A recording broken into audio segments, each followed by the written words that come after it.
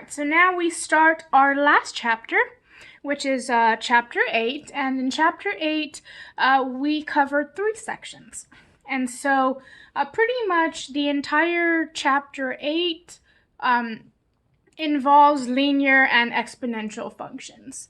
And so in part 8a, we really focus on understanding what the definition of a linear function is, right? Linear growth or linear decay.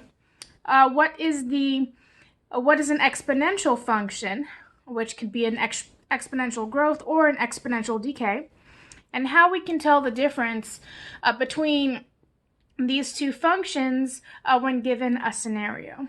So when you're given a graph, it's pretty obvious to identify if it is a linear function or if it is an exponential function. But when you have a word problem or a table or a scenario, it may not be as easy. So we're going to go over numerous examples so that by the end of this section, it should be very clear to you.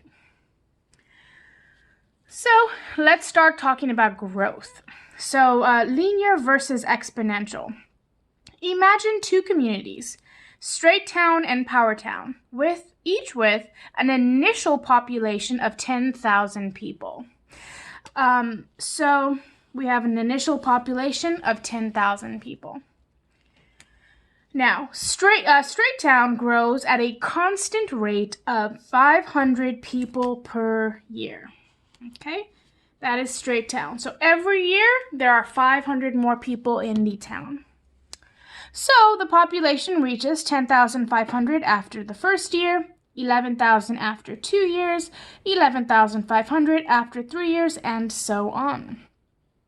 Powertown's population grows at a constant rate. So again, we have a constant rate, but this is now at 5% every year. Because 5% of 10,000 is 500, Powertown's population also reaches 10,500 after year 1. In year 2, however, Powertown's population increases by 5% again, but now, instead of the population being 10,000, it's 10,500. So when we take 5% of 10,500, we end up with 525 new people added to the town in the second year. So by the end of the second year, we now have 11,025 people compared to just 11,000 people from the Straighttown example. By year 3, Powertown's population again increases 5%, but now we're taking 5% of 11,025, which gives us 551 people, or for a population of 11,576. The given figure, which we're going to look at right now, contrasts the populations of the 2 towns over a period of several decades. Note that Powertown's population rises ever more steeply and quickly outpaces Straighttown. Okay, and so before we look at the graph, let's look at these quantities, right? So the first objective was to understand that relative amount and absolute, right? And we've talked about this quite a bit since we started the semester. So remember, absolute amount is a fixed number, like 10 or 500, right? Which means every year the amount of increase or decrease is exactly the same. And that is what this is. You see, every year 500 people increase. Okay, so this right here, this is an absolute change.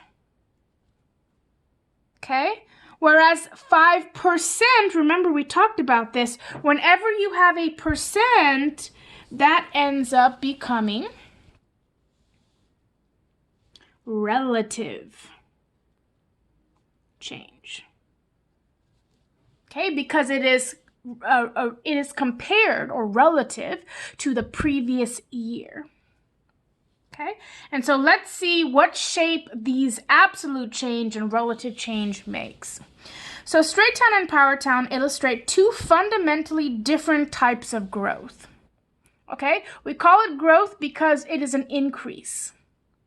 So Straight Town grows by the same absolute amount, 500 people each year, which is a characteristic of linear growth. Okay, this is very important. If you can identify that we have an absolute amount of increase or decrease, then this is automatically a linear function. In contrast, Power Town grows by the same relative amount, which is denoted by that percent, and which is a characteristic of exponential growth.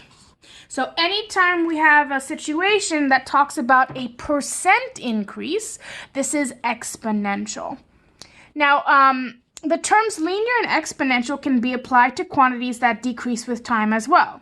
In those cases, we call it linear decay, which means a quantity decreases by the same absolute amount in each unit of time.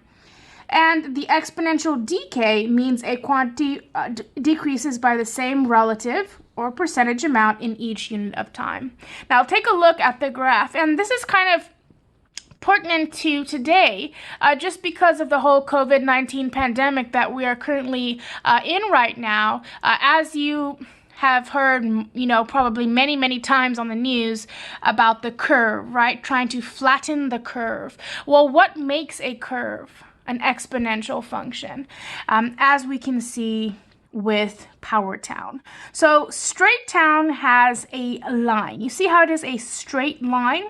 That is what a linear function looks like. It is a straight line. There is no curve in a linear function, whereas in an exponential function, you have a curve. Okay, and almost any kind of population has a exponential curve, which is exactly what we're seeing with the results of the COVID-19. It's not increasing by 5 people every day. It's increasing by percentages. And that's why we really see the effects very quickly, because it starts off kind of slow, and then after a certain point, that's when it has that huge hike and increase. And so flattening the curve is trying to get it to start teetering down. All right, so let's look at example 1. So for each of the following situations, state whether we have a growth or decay, and if it's linear or exponential, and then answer the question about it. All right, so the number of students at Wilson High School has increased by 50. Increased, which means growth, by 50 in each of the past years. So is this 50 absolute or relative? It's definitely absolute. This is a fixed quantity. It is not a percent. So if we have absolute, what does that mean? It means it's a linear function. And if we have an increase, that means it is a growth. So this is a linear growth function. Now, let's answer the question. If the student population 4 years ago was 750, what is it today? So here we have an increase of 50 students every year for the past 4 years. So year 1, 50. Year 2, another 50. Year 3, another 50. Year 4, another 50. So by the end of year 4, how many new students are there? 200. So, if we have the original, which was 750 students, all we have to do is add the new 200 students, and then that gives us 950 students at high school today.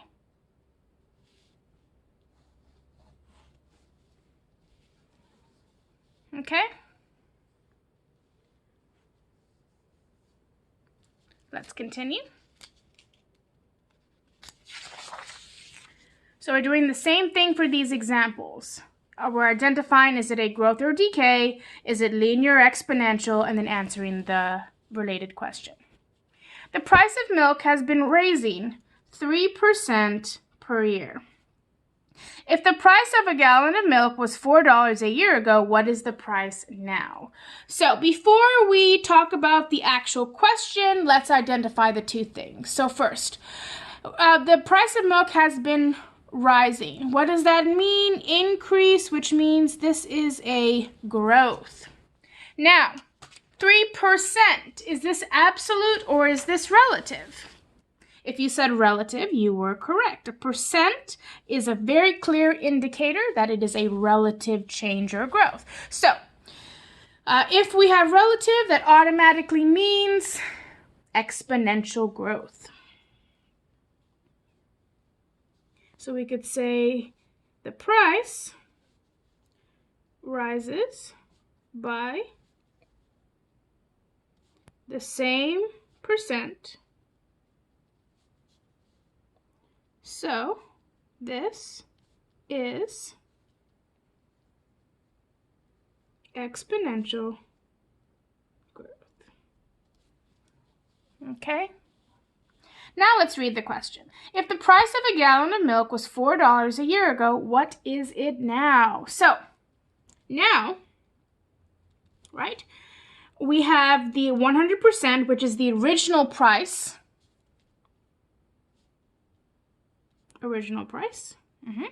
Plus, what is the increase? 3%. Which means the cost of milk now is 103% of what it was. So to find the dollar amount, we simply take the $4 and multiply by 1.03. And then this gives us $4.12, which is the price of milk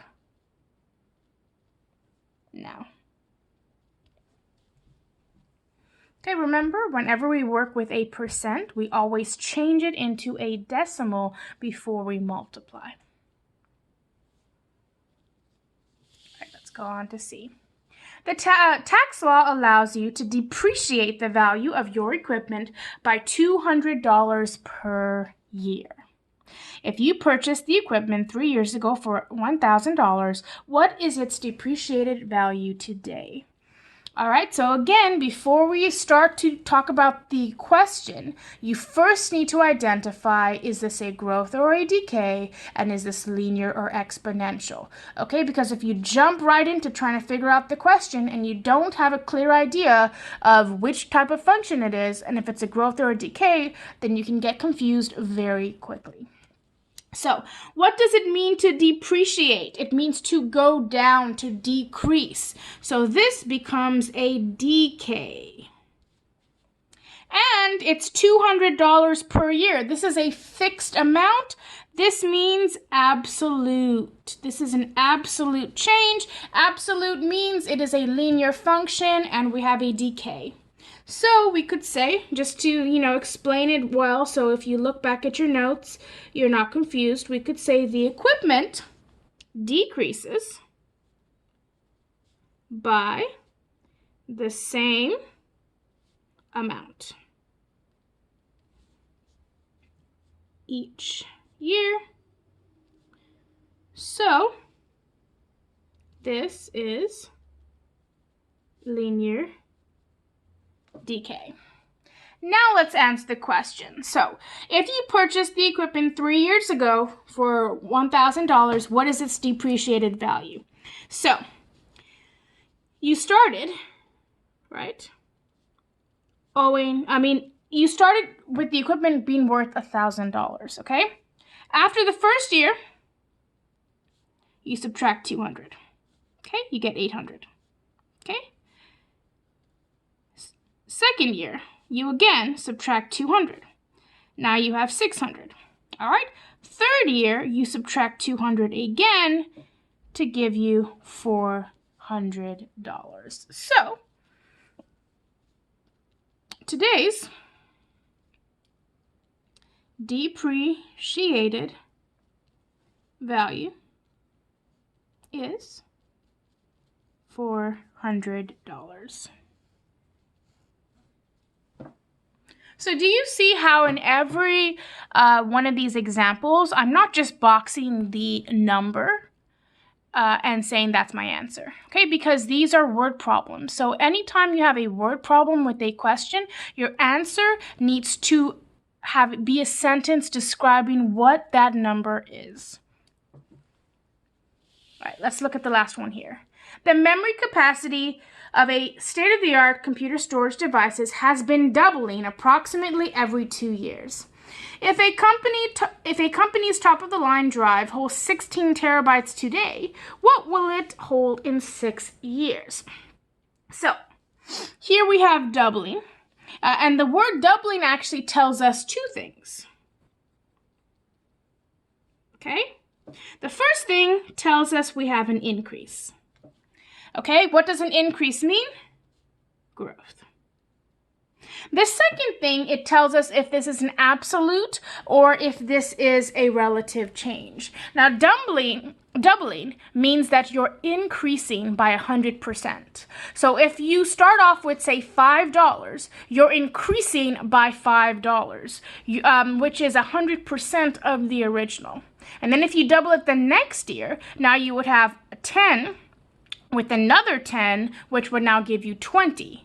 You see, so it's not a steady increase of $5 each year, but it is 100% growth each year. And so this would be relative change, which is exponential. Okay, so anytime we have doubling, okay, or tripling or anything like that, we always have an exponential growth or decay. So we can say a doubling is the same as 100% increase. So this is exponential growth. All right, now let's find the answer. So the question is that if today this company has 16 terabytes, in 6 years, how many terabytes? So let's do this in order. So let's see, in 2 years, right? Why are we doing 2 years? Because that's how long it takes to double. So in 2 years, you're going to have 16 times 2, which is 32. Okay? Now, in 4 years, means it doubled again. So now you're going to have 32 times 2, which is 64. All right?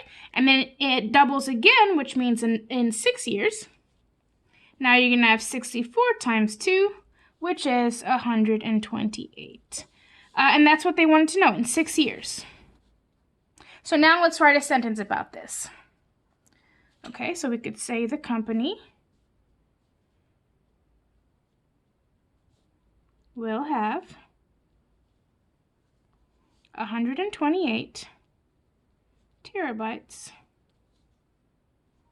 after 6 years.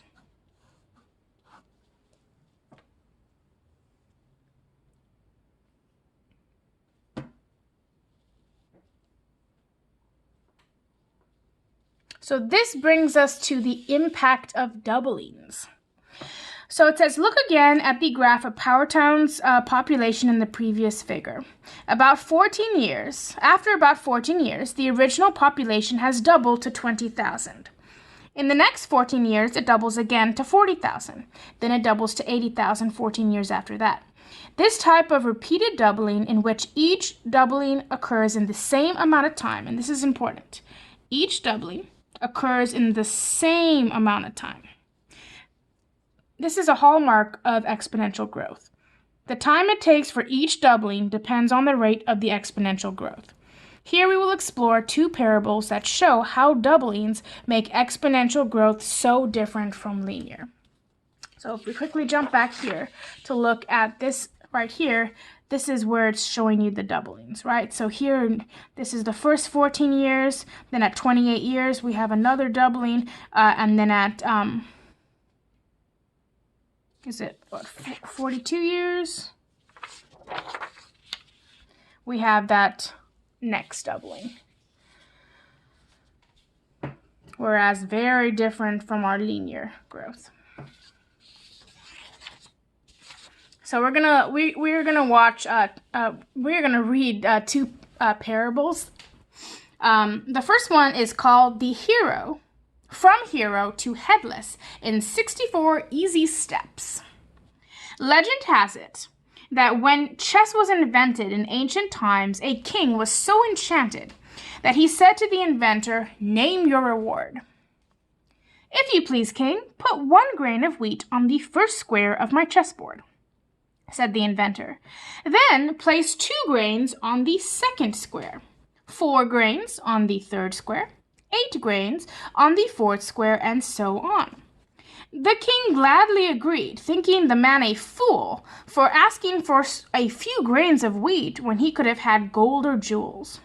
But let's see how it adds up for the 64 squares of a chessboard.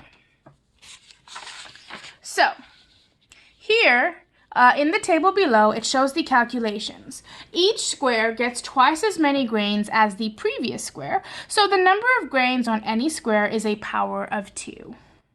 Right? So when we start off, right, he says put 1 grain on the first square. Well, if you put any base to the power of 0, it's going to be 1. Okay? Now the second square, he said, now double that. So now we have 2. Okay? And so now that is 2 to the power of 1. We double the 2, we get 4. That is 2 to the power of 2. We double the 4, we get 8. 8 is to the 2 to the power of 3. We double the 8, we get 16. 16 is 2 to the power of 4, and it's going to continue until at the 64th square, you're going to have 2 to the power of 63. So do you see that this exponent is 1 less than the square? And why is that? Because on the first square, our exponent is 0. So we have 0 and then 1 to 63. So altogether, we have that 64. And so this will show the counting, right? So now, if we want to find out, well, how many total grains, we have to add the grains that are in each square. So when we start off with just 1 square, well, all we have is a total of 1 grains. But now we have 2 grains on the second square, so we add the 1 grain from the first square with the 2 grains from this square, and now we get 3. And then we continue to add it up, add it up, add it up, add it up. And so here would be the formula for finding that. You would pretty much just have whatever you would have 2 to the power of 1, so 2 to the power of your square, and then you're subtracting 1. You see? So 2 to the power of 2 is 4, 4 minus 1 is 3. 2 to the power of 3 is 8, 8 minus 1 is 7. 2 to the power of 4 is 16, 16 minus 1 is 15. 2 to the power of 5 is 32, 32 minus 1 is 31.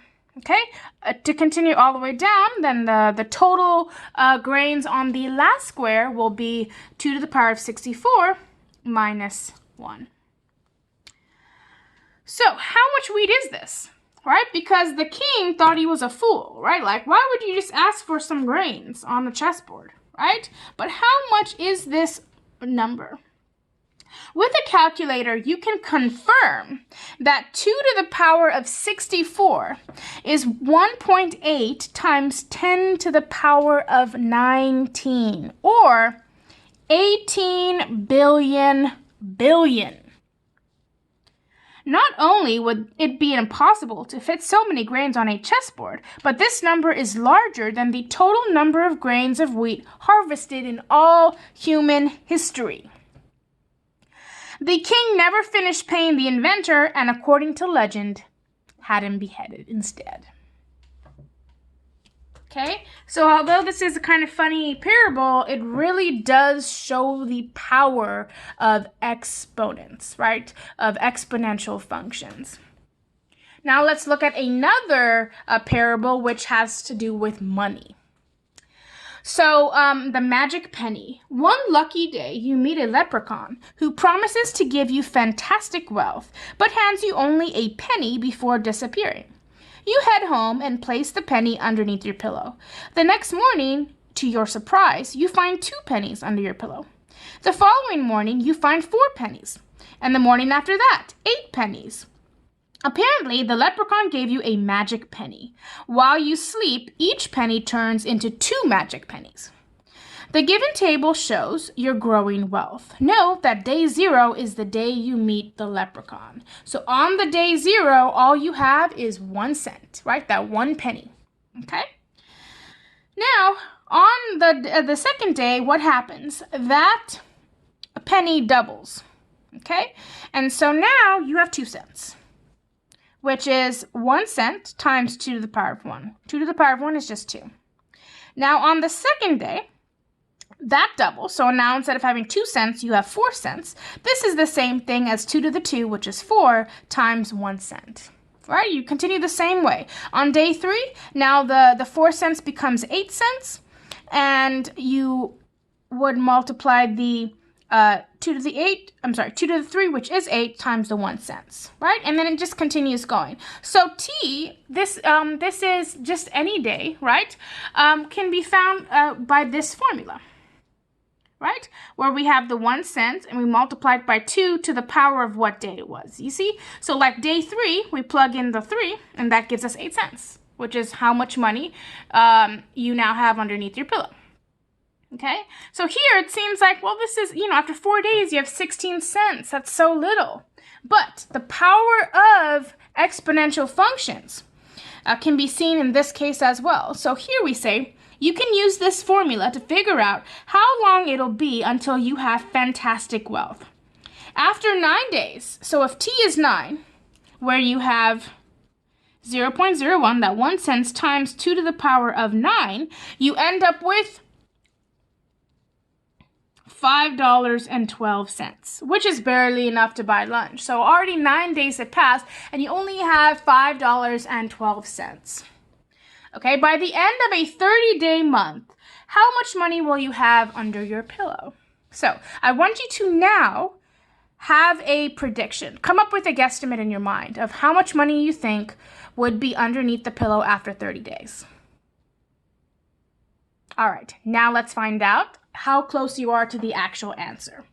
So we'll start off with our formula, right, which is 1 cent times 2 to the power of T. Now, what is T? T is 30 because it's 30 days. So we're now going to have 1 cent times 2 to the power of 30. Now, if you plug this into your calculator, you will find that you end up with $10,737,418.24. And this amount of money is under your pillow after 30 days. Okay? I bet that your original guesstimate wasn't as large as this. And this really shows you the power of exponential. So it starts off very slow. So you think, it's no big deal. It's no big deal. It's no big deal. But after a certain point, you see that crazy increase or crazy decrease.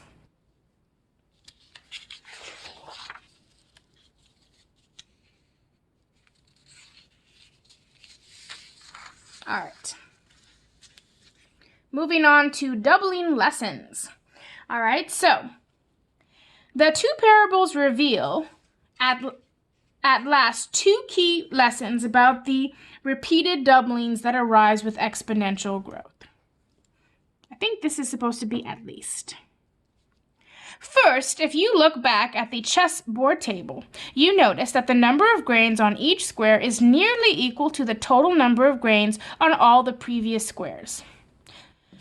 For example, the 16 grains on the 5th square are 1 more than the total of 15 grains on the first 4 squares combined. All right, so if you look back here, you see how on the 4th square, there are going to be 15 grains on this square. Now, if you were to add up the previous squares, right, here, you would have, 11 grains total. Now here, if you move on to this one, then you see the same kind of idea. Here you have your 31, and then you would add up all the previous grains, 20, so that would be 10, 25, 26, right? So you're getting to be pretty close with that each square that you continue is actually contains more grains than all of the previous squares combined. Okay. Now, both parables show quantities growing to impossible proportions. We cannot possibly fit all the wheat harvested in world history on a chessboard, and we cannot possibly fit $10,737,418.24 worth of pennies underneath your pillow. Okay, and this summarized here, exponential growth leads to repeated doublings. With each doubling, the size of the most recent doubling is approximately equal to the sum of all preceding doublings, like we saw with the chessboard. The second thing is exponential growth cannot continue indefinitely.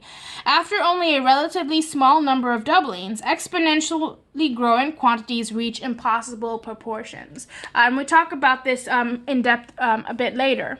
But pretty much if you think about our current situation with COVID-19, think about it, right? You see it growing and growing and growing, but our population, for example, in the United States is fixed, right? We only have so many people. Say it's 400 million people. So if once every single person gets it, say, for example, if it doesn't die out before, after that, there's nowhere more for it to spread.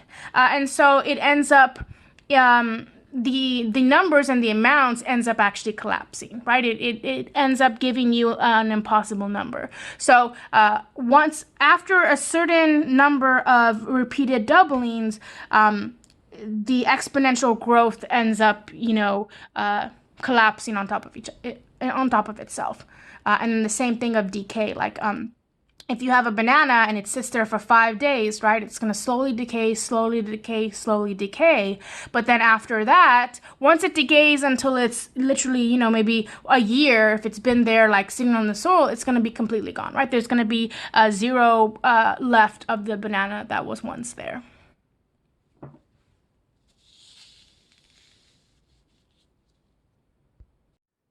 All right, so now let's look at example 3.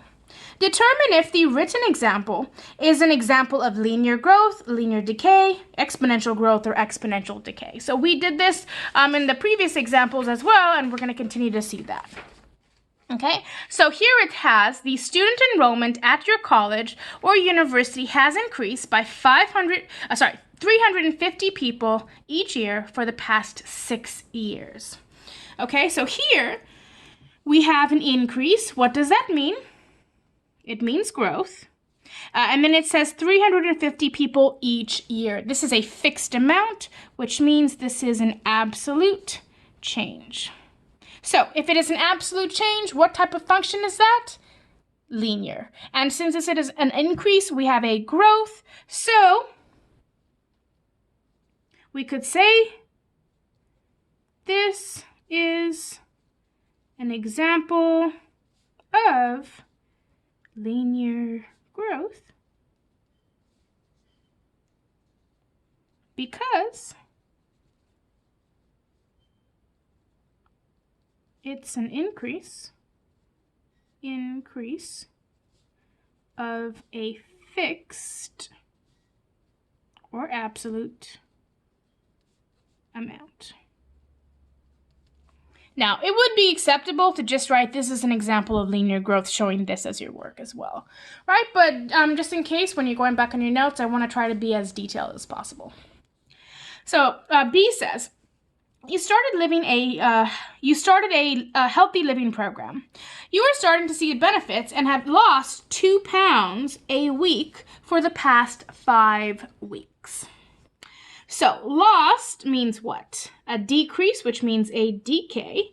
And 2 pounds a week is a fixed amount. So again, this is an absolute change. So this is an example of linear decay. And if we want to, expound why, we can say because £2 a week is a fixed amount. All right, let's look at C. You are a fiscally responsible person and have invested some of your money in a bank account earning a 2% rate of interest, compounded monthly. So, after doing our finance section, this word should jump out to you, compounded monthly, right? Almost all financial formulas are exponential.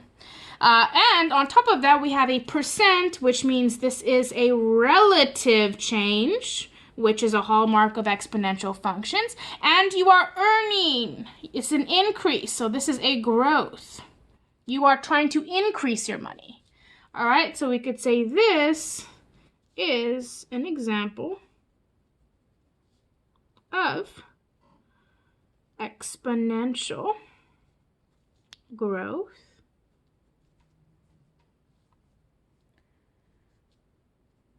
because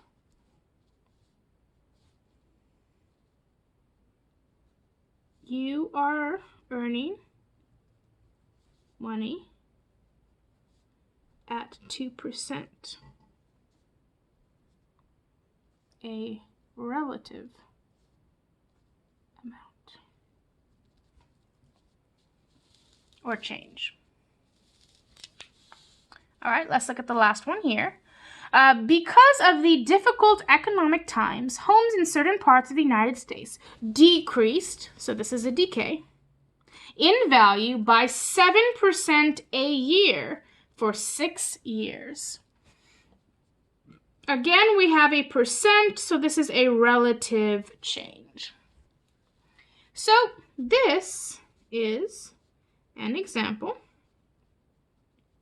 of exponential growth. And then again, if we want to explain, we could say because homes are decreasing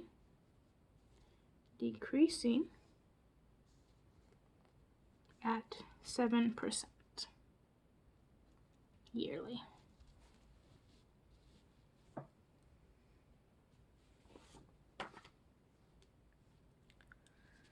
All right. So now we've talked about pretty much all the key parts of 8A. Now we're just going to do a bunch of practice to make sure that you can really understand it and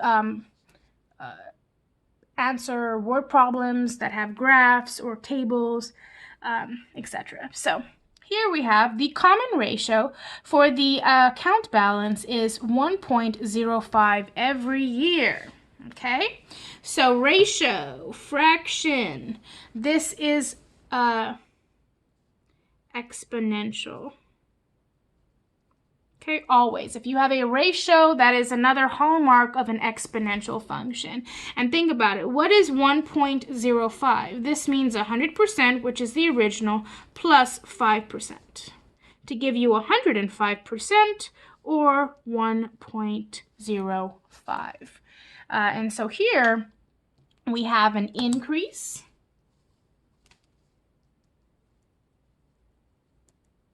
because it is more than 100 or 1. And we know that it's exponential because we have a percent increase. Interpret the change. So we can say something like the account balance increases by multiplying by 1.05 each year, or increases by 5% each year. Okay, and so these are two different ways to describe the same thing. You can describe it as an increase each year, so that would just be a 5% increase each year, or you can describe the account balance by simply multiplying the amount each year by 1.05. All right, let's look at number 2. So here we have a graph. So when you have a graph, I suggest identifying linear exponential first. And so here we clearly see a curve. This is not a linear because it's not a line. This is a curve, which automatically means exponential. So this is exponential function. And then increasing or decreasing on a graph, you always read a graph from left to right. So as I read it, what is happening with this curve? It is going up, which means it is increasing. Interpret the change. Okay, so if we try to interpret the change, we could do it either way by figuring out what we would have to multiply by or by what percent, right? And so to find out the amount to multiply, that's essentially finding out what the ratio is. Okay, so for example, we could create a little table.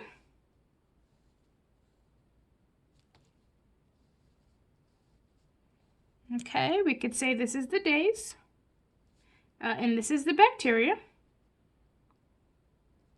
Remember, X is always the bottom of the horizontal, and then Y is always that vertical axis.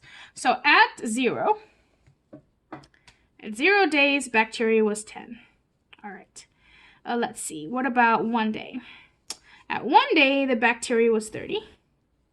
And then at 2 days, the bacteria was at 90. So if you look at this, what do you have to multiply 10 to get 30? Times 3. And what do you have to multiply 30 to get 90? Also times 3. Now they call this the ratio as well because if you were to divide this, right?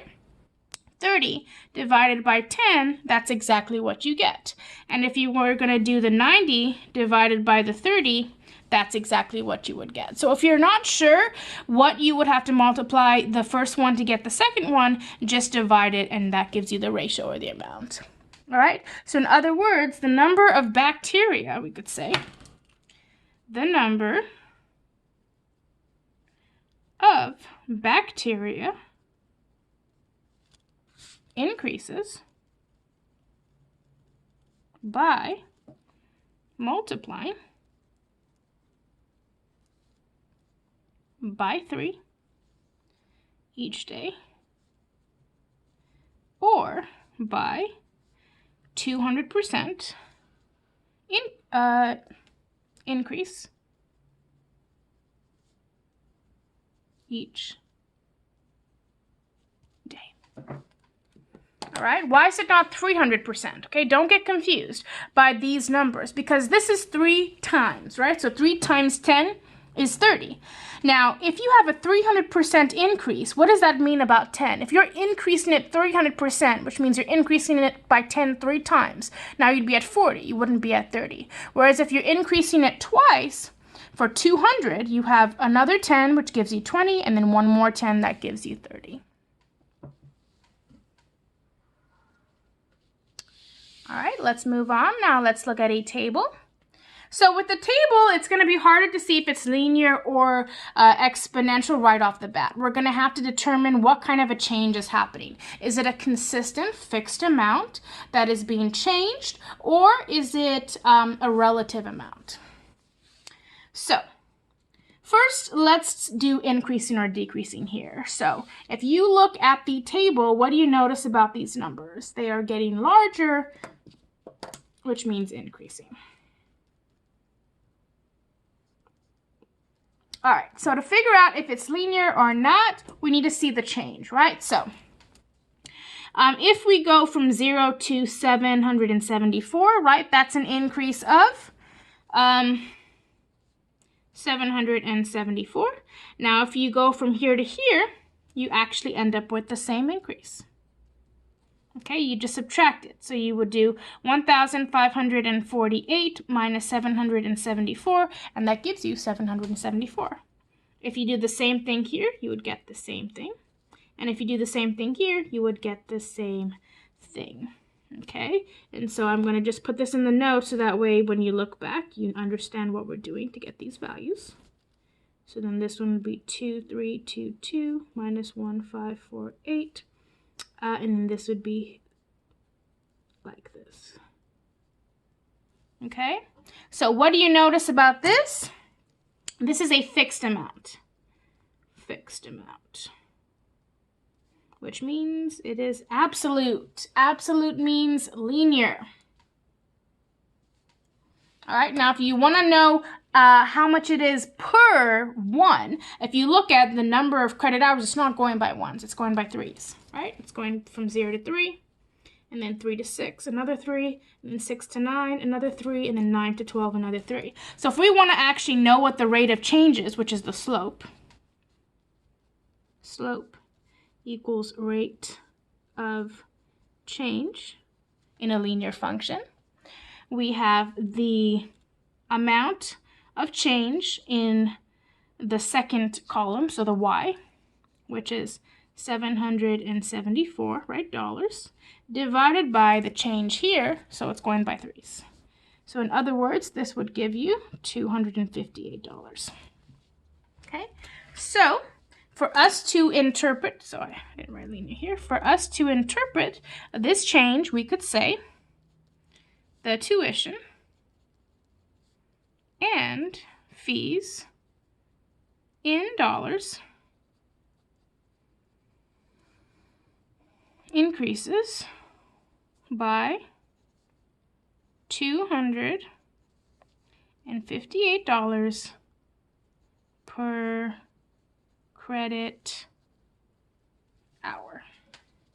Okay, so anytime we talk about rate or change or slope, it's always per one, right? Per 1 unit, 1 hour. So if you want to find that, you just divide the change in y over the change in x.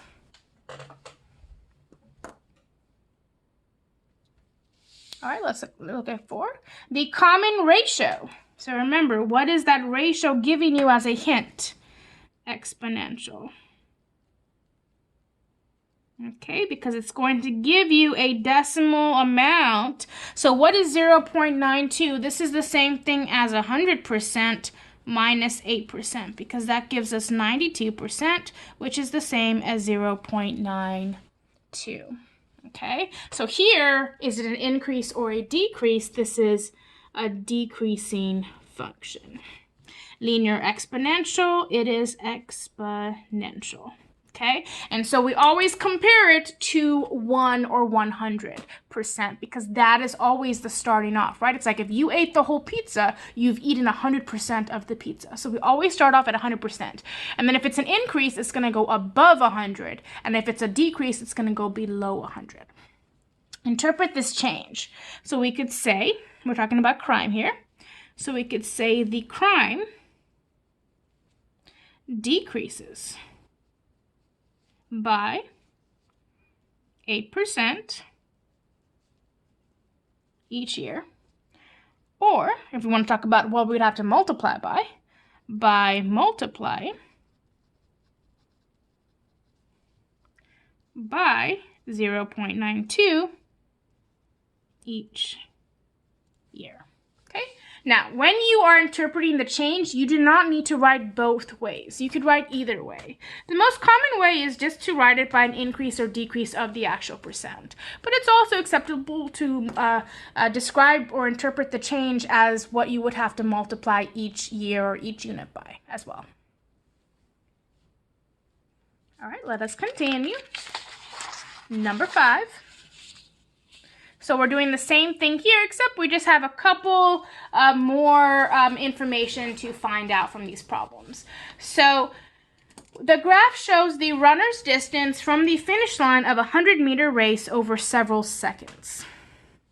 So here it talks about what is the input variable, what is the output variable. Okay, so remember, the input variable, this is always x. This is the independent variable. The output is always y. And where does the x-axis go? It goes here. Where does the y-axis go? It goes here. So what is our input variable? It is seconds, right? Or time. What is our output? Meters from the finish line.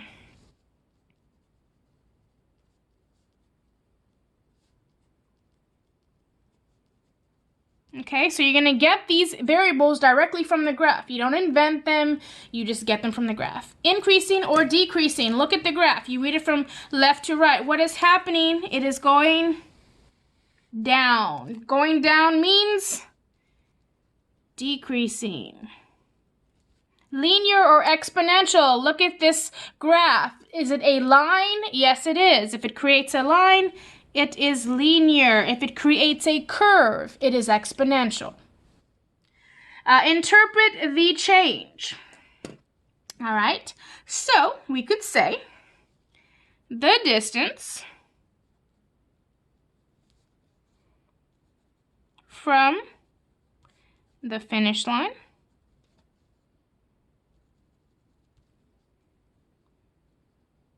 decreases by, all right, so let's see.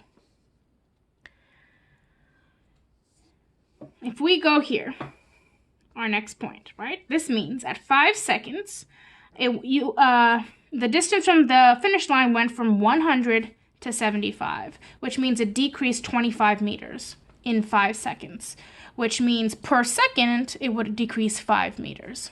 So 1 second, 5, another second, 10, another second, 15, another second, 20, and then the 5th second, 25.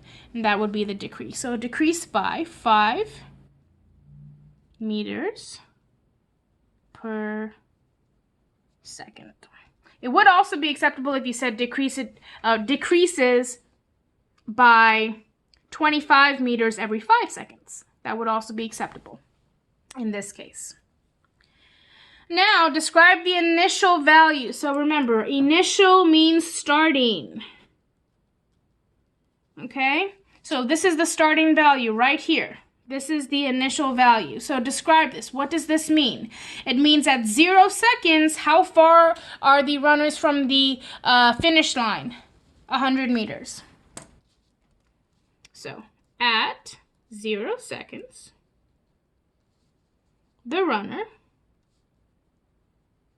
or runners is 100 meters from the finish line.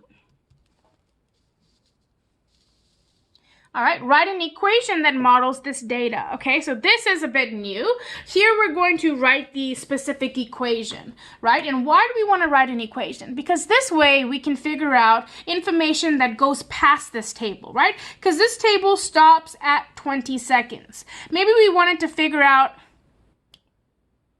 a different amount, right, or a more specific amount. And so we would want an equation instead of the graph or a table. So what type of an equation is this? It's linear, all right? So this is very important to remember. I'm going to write it down here. Every linear equation follows this form. Y equals mx plus b. Now, what are these values? The x and the y are your variables, right? That's always going to stay in your formula. Now we have these two here. We have the m, which is the slope, or remember, rate of change. And the b value is the initial value. Okay? So, whenever they ask you to write the equation, identify these two values first. Slope. What was the rate of change? We found out it was 5 meters per second. Now, if you had put 25 meters per 5 seconds, you could not use that for the slope because the slope is always per 1. Okay, you need to find what it is per 1 unit. So if it was 25 meters per 5 seconds, you would just divide that, and then that would give you that 5 meters per 1 second. So here the slope is 5. Okay, now, since we are decreasing, what does that mean for the slope? It means that it is negative. So this 5 should become negative, And I'm going to put the mark here. Decrease. So if it is a positive slope, it is a positive sign. If it is a negative slope, it is a negative sign. And then the b is the initial value. So what did we start off the line at? 100. So your equation will be y equals m negative 5x plus 100. Now, it would also be acceptable to switch this if you wanted. You could also say y equals 100 minus 5x. This would also be acceptable. This is the more traditional way to write a linear function with the slope and the x first and the y-intercept or initial value second, but it would be, you would get the same answer either way you did this. All right, so every single time it asks you to find the equation of a linear model, it's always going to be this form, y equals mx plus b. So identify the m, the slope or rate of change, identify the b, the initial value, and then you just plug it in. All right, let's look at the next example. The initial amount of plutonium was 100 pounds. The amount decreases by about 3% every 1,000 years. So, decrease. So we already know this answer. It is a decay. This is decreasing. 3%. That means it is a relative change, which means it is exponential. Okay, always identify those two things first. Okay, because that's going to really help you with everything else. Now, our input variable, remember what that is. That is our independent variable x. Our output is our dependent variable y. So, what is our independent variable here? What is the amount of plutonium depending on? It's depending on the time. Okay, that is the independent variable. Time, specifically in years. What is the output? What do we get as a result of the time? We get the amount of plutonium in pounds. Okay? So, the independent, whatever this is, that means given this, you get this. And if you were to switch it, it wouldn't make any sense. If you're given the amount of plutonium, can you tell how much time? No, right? You need the time to tell the amount of plutonium to write your equation.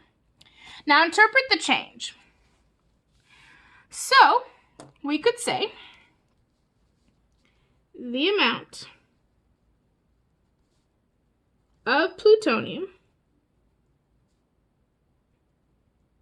decreases by 3% every 1,000 years. Okay, which means it's a very, very, very slow decrease. Describe the initial value. So, initial values always add 0. So in this case, 0 is the time, which is years. So add year 0, the amount of plutonium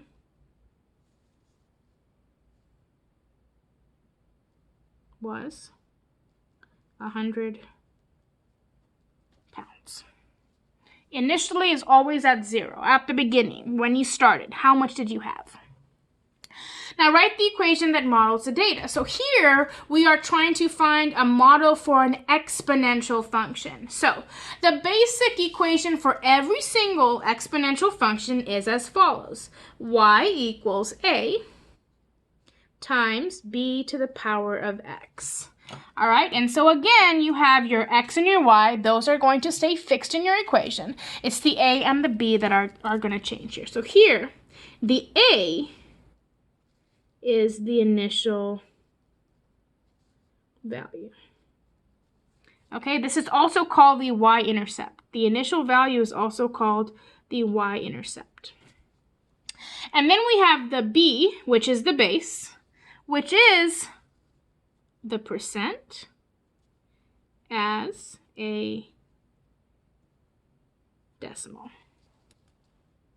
Okay, now remember, 3% is just the decrease, okay? That doesn't tell us what the base amount is here. To find the base amount, you have to take 100%, which is always what it starts with, and either add if it's an increase or subtract if it's a decrease. So here we are going to subtract the 3, which gives us 97% or 0.97.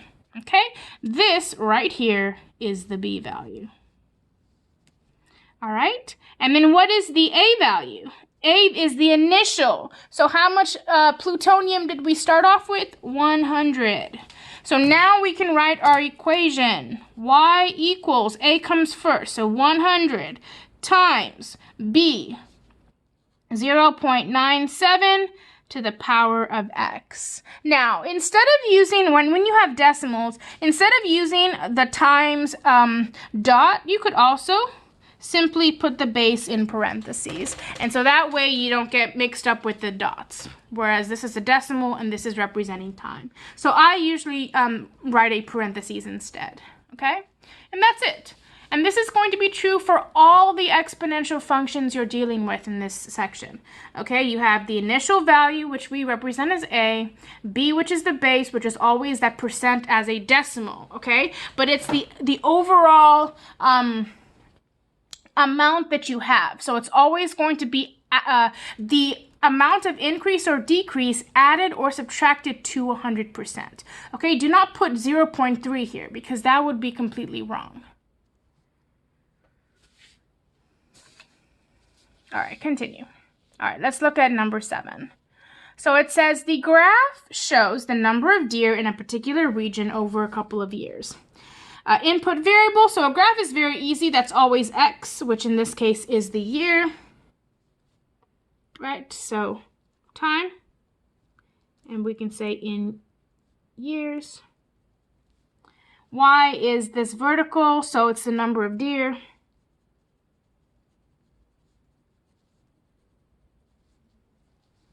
Increasing or decreasing, take a look at this from left to right. What's happening? It is going up, so increasing.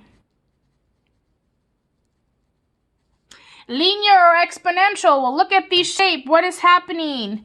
It is a curve. It is not a straight line, so this is exponential. Exponential, it has a curve.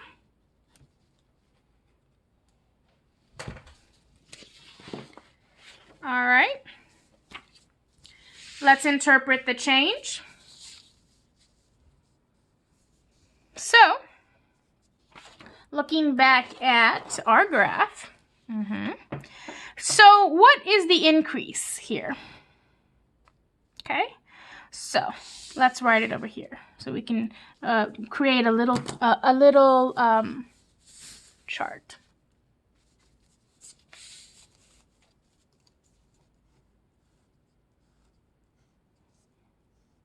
Okay. All right, at 0 years, 100. Okay. At 1 year, look at here, 300. At 2 years, 900.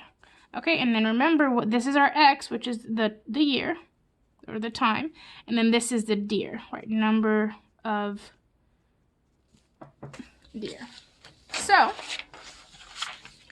now if we want to find the change, how do you go from 100 to 300 times 3? How do you go from 300 to 900 times 3? See, if we were to just find a consistent amount, a fixed amount, you could add 200, right? 100 plus 200 is 300. But if you add 200 to 300, do you get 900? No. And so you see it's not a fixed amount, which means it's not linear, it's exponential. And by what amount? Times 3. So times 3 means what as a percent? It means 200% because it's doubling this amount. So if you double 100, you get 200. And then if you add it to the original, so 100 plus 200, you get the 300. So we can interpret the change again, as always, in 2 ways. So we could say the number of deer are increasing by 200% a year, or by multiplying by 3 each year. Describe the initial value. So remember, initial value is always at 0. So if we look at the graph, at 0, what is the initial value? There are 100 deer. So we could say, at year 0, there are initially 100 deer. Now to write the equation. So we said that it was an exponential model. So I'm going to write our standard equation. Y equals A times B to the X. So let's identify A and B to plug in. So A is the initial value, which we just found here. So A is 100. And then what is our B? So remember, it's always compared to the original percent. So you have 100% originally, and then we're going to add the increase of 200%, 300%. Or 3 as a number. So when we write our equation, y equals A, which is 100, times, I'm going to use parentheses, 3 to the power of x. And you're done. And if you want to make sure that you're correct, if you want to make sure that you found the correct equation, all you have to do is plug it in. So if you plug in 0, then this becomes 1. 1 times 100 is 100, correct. What if x is 1? If x is 1 now, then you have 3 to the power of 1, which is 3, and 3 times 100 is 300. So correct again. Now here, 2. If x is 2, you're going to have 3 to the power of 2, which means 3 times 3, or 9, and then 9 times 100 is 900, okay? So anytime you have an equation, you can always check. In fact, I highly, highly encourage you to do this. It's easy to make a mistake, maybe mix up these numbers, or say forget to add the correct percent. So if you do, right away you'll see if you check it that it'll be wrong. It won't match up with your table. Okay, so always check your equation. It only takes a couple checks. You don't have to check the whole table. Usually if you check 1 or 2, more than 1, at least 2 points to make sure that's not just coincidence. And if it matches, then you can be pretty confident that you got the correct equation.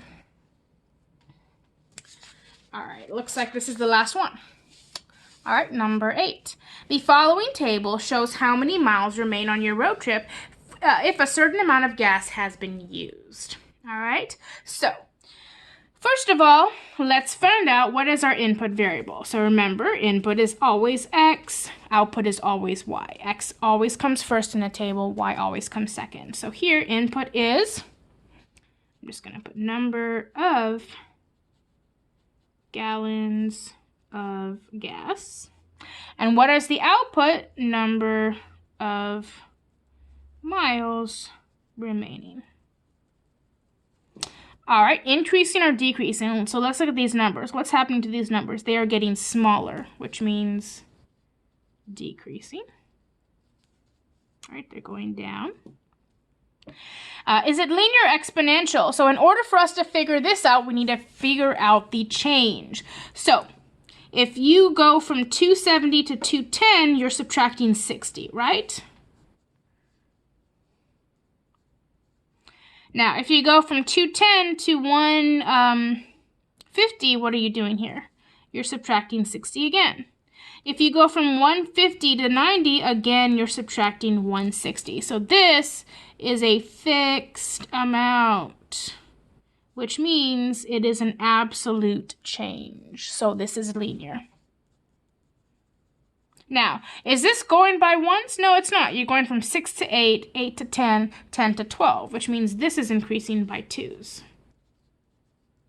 So if we want to find the slope or rate of change, which we will have to have for our equation anyway, we will take how much was the change in our y, in our output variable, which was negative 60, and we'll divide it by the change in our independent variable, which is 2. So this gives us negative 30, which makes sense for the decrease, right? If it was a positive number, we should get an increase. If it was negative, we should get a decrease. So now, interpret the change, okay? So we could say the number of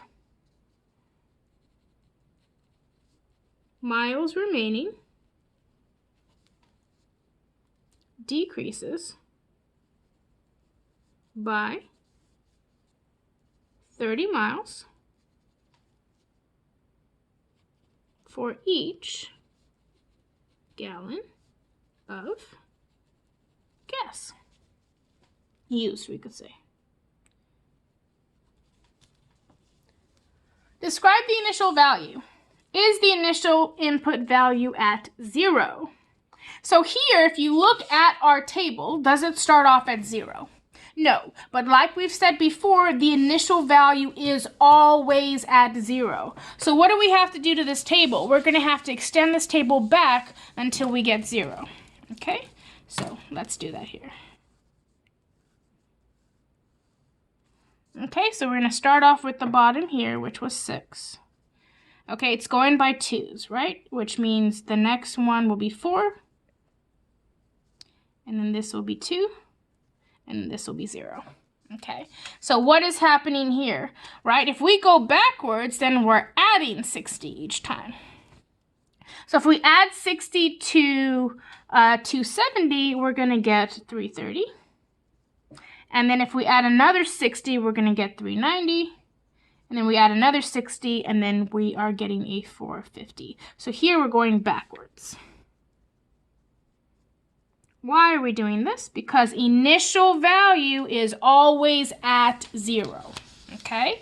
So there we found it. So we could say the initial value